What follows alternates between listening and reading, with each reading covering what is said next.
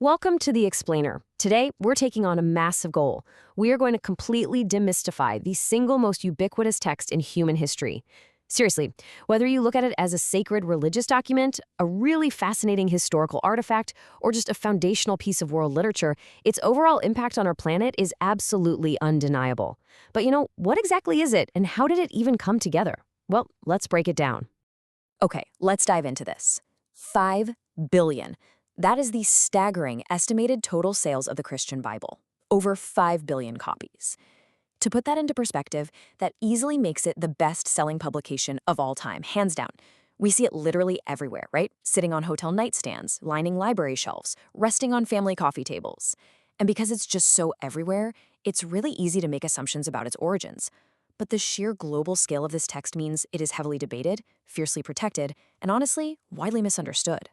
To start figuring this out, we actually need to shatter a pretty huge myth right out of the gate. We need to completely ditch the idea that this is one monolithic book written by a single person sitting at a desk somewhere.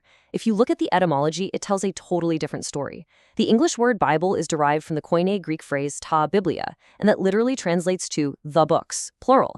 It actually comes from biblion, meaning scroll. So the linguistic root itself reveals a fundamental truth here. We are not looking at a single book, but rather a vast, incredibly complex, curated library, or anthology, that was painstakingly assembled over millennia. So here's our roadmap for this explainer. We'll start by unpacking this whole concept of a library, not a book. Then we'll trace the journey from oral stories to text, examine the Hebrew Bible, compare the different Christian canons, look at the translation revolution, and finally unpack its complex global legacy. All right, section 1, a library, not a book, featuring diverse authors and eras. And this brilliantly illustrates why viewing it as a library is absolutely crucial. Because these texts were produced over thousands of years by mostly unknown authors who were experiencing radically different living conditions. I mean, everything from nomadic desert life to living under the vast Roman Empire. The library contains wildly diverse literary genres. You aren't just reading a straightforward history from start to finish. You were deciphering ancient poetry and songs, strict legal codes, wild apocalyptic visions, and deeply personal letters. Basically, making sense of this library requires actually recognizing what genre you're looking at on any given page. Moving right along to section 2, from oral stories to text, from songs to scrolls. So how exactly did we get from ancient nomadic campfires to bound printed pages? Well, the oldest books actually began as communal songs and oral performances long before they were ever written down. Scholars trace the oldest parts of the Hebrew Bible, like the Song of Deborah, for example, all the way back to the early Iron Age, around 1200 BCE. Fast forward a bit to the 3rd century BCE, and we see the Septuagint, which was a massive effort to translate these ancient Hebrew texts into Greek. Then, right around 100 CE brings us to the era of the Dead Sea Scrolls, which are our oldest surviving manuscript fragments. And finally, a huge technological leap happens in the 1450s when Johannes Gutenberg prints the text using movable type. But an equally massive leap actually happened way before the printing press.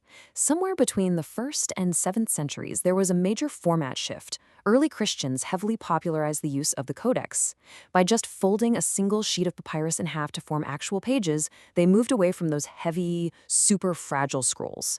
This seemingly simple innovation was a real game changer. It made this massive library highly portable and accessible, in a way it just hadn't been before. Let's explore the first major wing of this library in section 3, the Hebrew Bible, ancient Jewish texts. These texts were meticulously preserved over centuries by highly dedicated Jewish scholars. Now, what's really interesting about this is how completely different traditions organize these exact same ancient texts. The Hebrew Bible is known as the Tanakh. That's an acronym reflecting its threefold structure: the Torah, meaning teaching, the Nevi'im, or prophets, and the Ketuvim, or writings. The Christian tradition, on the other hand, reorganizes these exact same Hebrew scriptures into what they call the Old Testament, which they then pair with their New Testament. It's the exact same foundational library, just curated and categorized differently. And the authoritative version of the Hebrew Bible that's mostly used today is actually based on the Masoretic text. Between the 6th and 10th centuries, groups of dedicated Jewish scholars in cities like Tiberias and Babylonia, they were known as the Masoretes, worked tirelessly to standardize the Hebrew and Aramaic text. They added vowel signs and really specific notations to lock in the pronunciation. And the oldest complete copy of this incredible scholarly achievement still in existence? That would be the Leningrad Codex, dating all the way back to 1008 CE. This brings us to Section 4, the Christian canons, creating a collection. So, during the 1st century CE, early followers of Jesus began writing new scriptures in Koine Greek. But here is the big question. Who actually decided which letters made the final cut to sit alongside those ancient Hebrew texts? Well, it took centuries of intense debate, and the results still vary wildly today. We so often talk about the Bible as one universally agreed upon book, but get this. Protestants recognize a 66-book canon, while the Catholic Church includes 73. The Eastern Orthodox tradition accepts 76, and the Ethiopian Orthodox Church recognizes a staggering 81 books. So, depending on the religious tradition, the physical size and the actual content of the library changes dramatically. To give you a really specific, surprising example of this divergence, consider the Book of Enoch. This is what's called a pseudo-epigraphal text. That basically means it's a falsely attributed work, written under the name of an ancient figure, in this case, Noah's great-grandfather.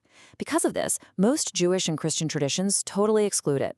But in the Ethiopian and Eritrean Orthodox traditions, it has long been recognized as inspired official canonical scripture. Moving on to Section 5, the Translation Revolution, spreading the word.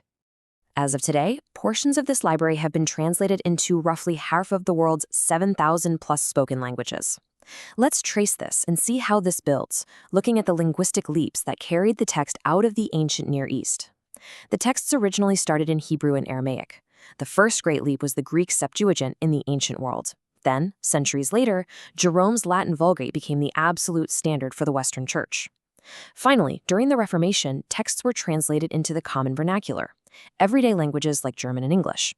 That translation shift, coupled with the printing press, essentially put the library directly into the hands of ordinary, everyday people.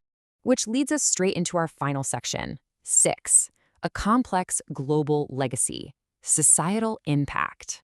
From a purely objective historical standpoint, these texts have served as a massive, unparalleled catalyst for societal shifts over the last 2 millennia. The biblical mandate to care for the sick directly inspired the creation of the very first hospitals back in the 4th century.